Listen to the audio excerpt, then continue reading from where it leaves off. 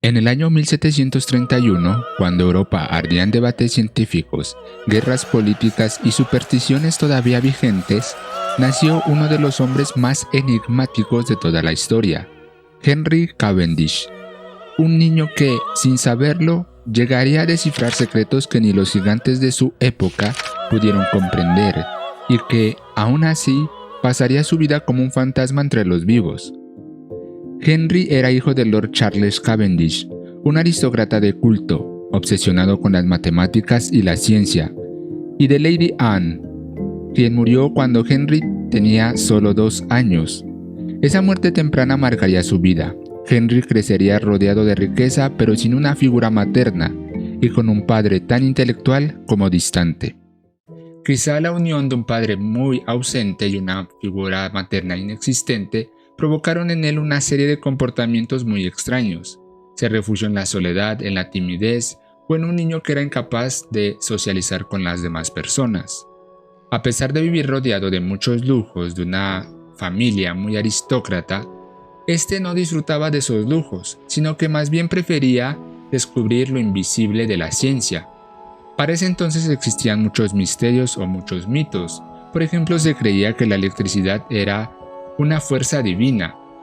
La química apenas estaba naciendo, pues aún se mezclaba la alquimia con la química. Por otra parte, ser científico en ese entonces era algo que podría ser muy malo, porque podría ser perseguido como un hereje o podría ser juzgado como un loco. Sin embargo, pese a todas estas circunstancias, Cavendish se atrevió a algo muy grande.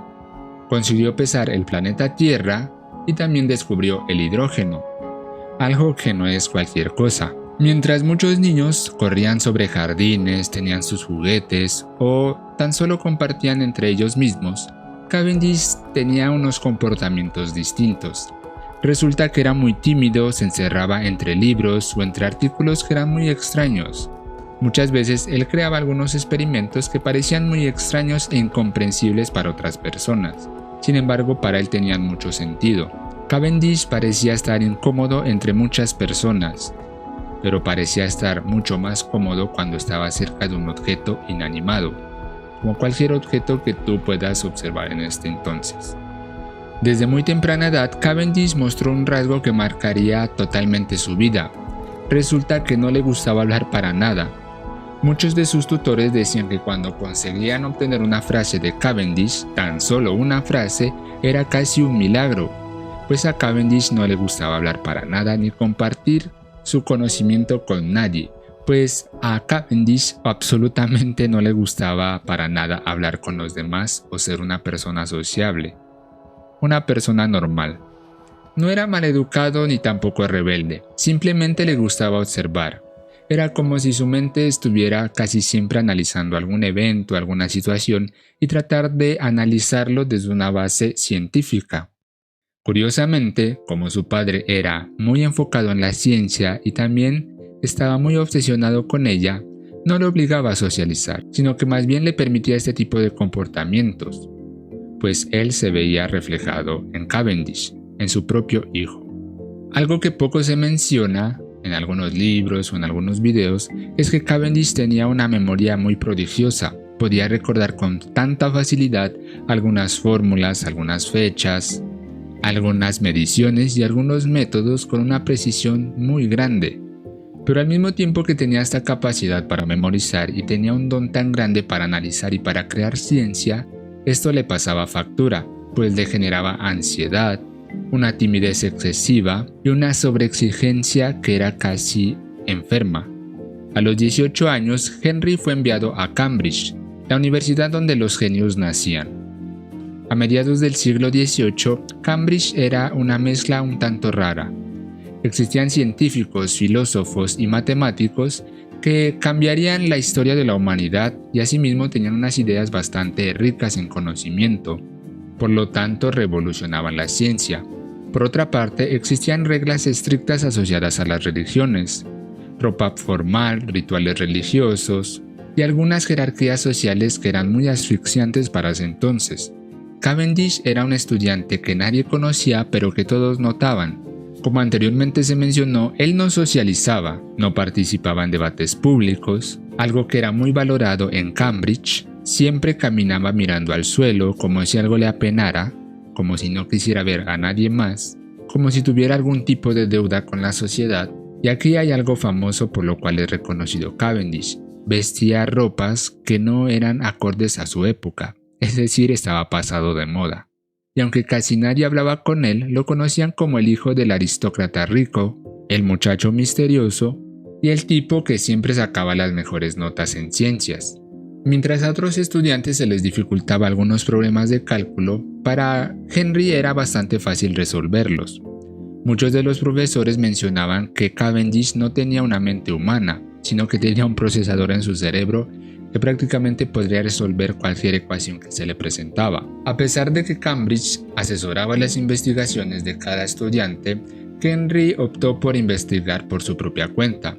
En sus propias investigaciones siempre creaba algunos artefactos que para ese entonces eran muy extraños y carecían de alguna lógica. Sin embargo, era un genio adelantado a su época. A pesar de que era tan capaz de crear ciencia, no mostraba sus resultados, es decir, que todo se lo reservaba para él mismo. Un dato curioso es que Cavendish nunca completó su título universitario. Prácticamente decidió no cumplir con los estándares de ese entonces y no seguir reglas inútiles que probablemente retrasarían el desarrollo de sus investigaciones o el afán de conseguir conocimiento sobre cómo funciona el universo.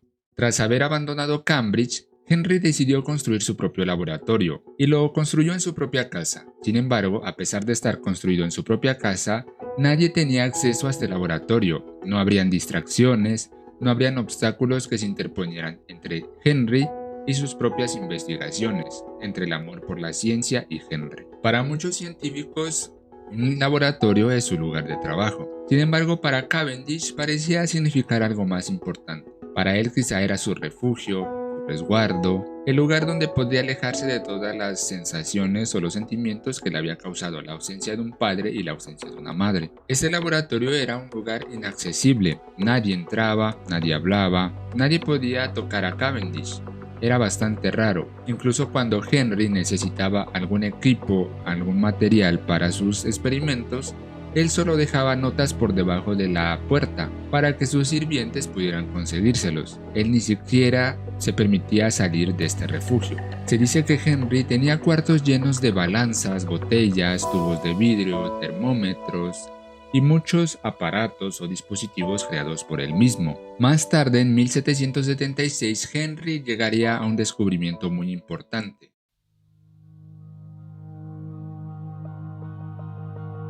En 1776, cuando el mundo apenas empezaba a entender lo que significaba un gas, Cavendish ya estaba clasificándolos. Henry había realizado un experimento en el que mezcló algunos metales con algunos ácidos y notó que al mezclarlos se generaba un gas con ciertas características. Era un gas extremadamente ligero, ardía con violencia y producía agua al quemarse. Y entonces habría descubierto el aire inflamable. Él se había formulado una pregunta muy importante, y es: ¿qué son los aires que se desprenden de algunas sustancias? Quizá para ese entonces muchas personas asociaban estos aires, o sea, estos gases, a que simplemente eran vapores. Sin embargo, para Cavendish no era bastante claro. Él se intrigó mucho por conocer qué verdaderamente significaba esto. Henry decidió tomar un metal muy común, como lo es el zinc, y también preparó un ácido sulfúrico para ser más precisos. Henry sabía que al combinar estos metales con un ácido se formaba un gas, o aires como él los conocía para ese entonces. Henry colocó el zinc en un recipiente, agregó posteriormente el ácido y a medida de que se iba desprendiendo el gas, Henry decidió atraparlo o contenerlo. Henry hizo algo muy peligroso para ese entonces. Resulta que todo el gas que había logrado obtener lo sometió a una llama y obtuvo una explosión. Quizá era muy arriesgado para esa época, sin embargo parece ser que la cantidad de hidrógeno que había obtenido era muy poca, por lo tanto no hubo tantos riesgos de que Henry muriera. Al observar este comportamiento, Henry notó que era muy diferente a los gases que previamente se conocían, o a los aires o vapores que ya se conocían. Por lo tanto decidió analizar los residuos de este gas. y encontró algo que era bastante sorprendente. Henry, al combustionar hidrógeno, logró notar que se producía agua. Los residuos del gas eran agua. Cuando Henry logró observar que se había formado agua, inmediatamente surgió una idea. El agua era un compuesto, no era una sustancia primordial o un elemento. Fue así como Henry decidió llamar a este gas aire inflamable. Sin embargo, este nombre cambió muy poco, o mucho en realidad. Resulta que este aire inflamable es el que hoy conocemos como hidrógeno. Posteriormente, Antoine Lavoisier, años más tarde, Antoine Lavoisier, no sé cómo se pronuncia ese nombre, pero él fue el encargado de darle el nombre exacto y le llamó hidrógeno. Podríamos decir que Cavendish descubrió el hidrógeno y que otro científico se quedó con la fama.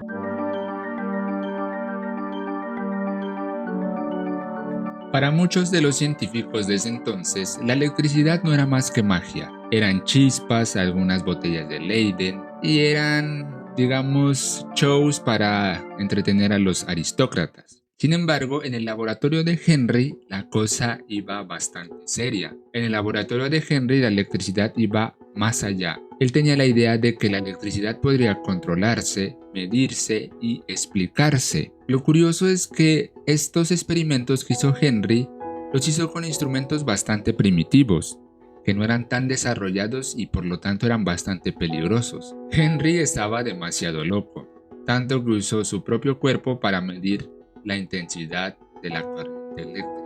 Imagina que estás en un cuarto oscuro y te conectas dos electrodos, cátodo y ánodo, y suministras una cantidad de corriente y la mides por la cantidad de dolor que te produce. Ese era el nivel de experimentación que tenía Henry para ese entonces, algo que creo que en la actualidad no seríamos capaces de hacer. De hecho, hay unas frases muy célebres con las que Henry medía la cantidad de corriente. Una descarga de esta intensidad produce un dolor intolerable en la mano derecha. La mitad de esa intensidad es solo medianamente desagradable.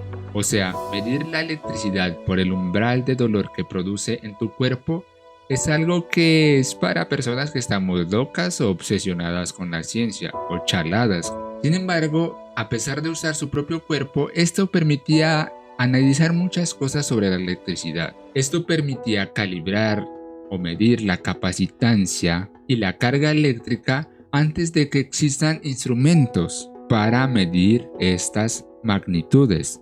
Así que a pesar de que no hayan existido los conceptos de voltaje, intensidad, resistencia, Cavendish logró crear la primera ley de Ohm antes de que exista la primera ley de Ohm. Quizá un poco ambigua, pero ya había interpretado la relación que existe entre el voltaje, la resistencia y la intensidad de corriente.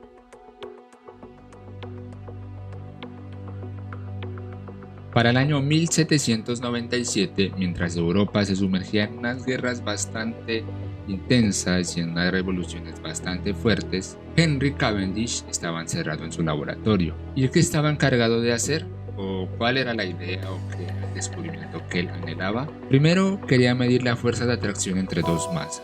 También quería medir la fuerza de la gravedad a una escala humana. Y cuando sumamos medir la gravedad en una escala humana y entender la fuerza de atracción entre dos masas, podríamos entonces llegar a interpretar o al menos calcular aproximadamente cuál era el peso de la Tierra. Fue así entonces como Cavendish creó el experimento de Cavendish, un experimento que permitió deducir cuál era la masa de la Tierra. El dispositivo consistía de una barra de madera muy fina, colgada o suspendida de un hilo bastante fino, el cual era extremadamente sensible. En esta barra de madera, a sus extremos estaban fijadas dos bolitas. Alrededor de esta barra de madera y de estas esferas, habían dos esferas de plomo de aproximadamente 150 kilogramos. Debido a la cantidad de masa, la esfera de plomo de 150 kilogramos atraería gravitacionalmente a la esfera pequeña. Esa ligera atracción haría girar la barra de madera que estaba suspendida de un hilo. Por lo tanto, el giro entre ellas revelaría la existencia de la atracción gravitacional. Pero a pesar de que el principio es bastante sencillo, es muy difícil de obtener las condiciones ideales para que este experimento no se ve afectado por perturbaciones externas, como el soplo del viento o algún tipo de movimiento externo. Fue así entonces como Cavendish decidió realizar este experimento en una casita de madera que estaba aislada de su mansión, y entonces dejó el dispositivo en esta cabaña, pero ni siquiera él entraba, sino que él observaba de lejos. Pero este experimento era muy demorado. A Henry le tomaba muchas horas esperar a que se estabilice la barra de madera, por lo que era bastante tedioso realizar este experimento. Además de que tenía que mover lentamente las esferas de 150 kilogramos. La obsesión de Cavendish era tan grande que pasaba muchos días sin hablar con nadie. Cada día, durante 3 semanas, realizaba este experimento tomando muchas mediciones. Y esto le permitió calcular algo sencillo, la densidad media del planeta Tierra, algo sencillo. ¿Y cuál fue el resultado? Pues él dijo que la Tierra tenía una densidad aproximadamente de 5,48 veces la densidad del agua. ¿Cuál fue la precisión de Cavendish? Pues resulta que el índice de error fue de aproximadamente del 0,5%. ¿Y cuáles eran los instrumentos que usaba? Pues eran un hilo, un pedazo de madera, unas esferas, plomo y un telescopio. Algo bastante tecnológico. Y esos son 3 de los experimentos que Cavendish realizó. Pero seguro que hay muchos más. Esta historia me parece bastante especial porque, a pesar de ser un científico con grandes ideas, fue un científico que se condenó al anonimato, entre comillas. Sin embargo, el hecho de haber tenido algunas dificultades desde niño, la ausencia de un padre, la ausencia de una madre, pudieron haber opacado o pudieron haber cambiado el desarrollo de la historia de la humanidad o tan siquiera el desarrollo de la historia de la ciencia. Es por eso que tenemos que procurar tener un hábito de vida saludable, tener las condiciones familiares o emocionales ideales para que cualquier cerebrito o cualquier persona en la capacidad o bueno que tenga el interés de generar descubrimientos pueda llegar a hacerlo, porque si Cavendish hubiese sido una persona sociable, creo que estaríamos un poco más avanzados. Podría ser que estuviéramos iguales, pero es rara la historia de Cavendish porque creo que murió virgen.